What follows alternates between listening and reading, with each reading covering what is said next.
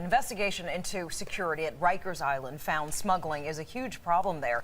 Drugs, alcohol, even razors are sneaked into the jail every day. And what's so disturbing about this is that the people accused of doing the smuggling, well, they're corrections officers. Fox 5's Lisa Evers is live in Astoria tonight with an inside look at this investigation. Good evening, Lisa.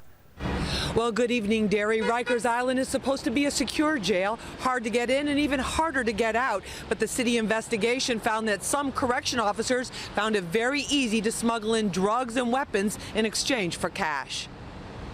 Decks of heroin, bags of weed, prescription drugs, and vodka. These are just some of the banned items from a Department of Investigation sting involving correction officers who allegedly sold them to inmates. It comes as no surprise to Gary Hayward, a former Rikers Island CO and author of the book Corruption Officer. He did 2 years state time for selling cocaine inside Rikers. Even before me, officers was getting caught, and I still got caught bringing in smuggling drugs and stuff like that inside the island.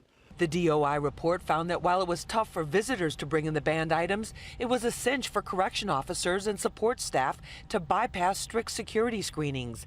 But now all of that is changing. The two most important things are the use of drug-sniffing dogs and the use of what's called the Special Operations Division to do the screening. So you don't have screening being done by the same line officers who are then going to have to be working with these folks. In reaction to the investigation, the president of the Correction Officers Benevolent Association, Norman Seabrook, said in part, 99% of the men and women do a very tough job and never get the recognition they deserve. We will do everything needed to protect the inmates and non-uniformed staff and root out those who tarnish the shield. It's obviously a small number of the total correction officers, but you only need a small number of correction officers smuggling contraband in to have a real problem. The corruption officer author says he knows what he did was wrong and wrote the book to warn other officers to stay on the right side of the law. As easy as it may seem for you to do, and you may not ever get caught doing it, don't do it. If I had it all to do over again, I wouldn't have done it.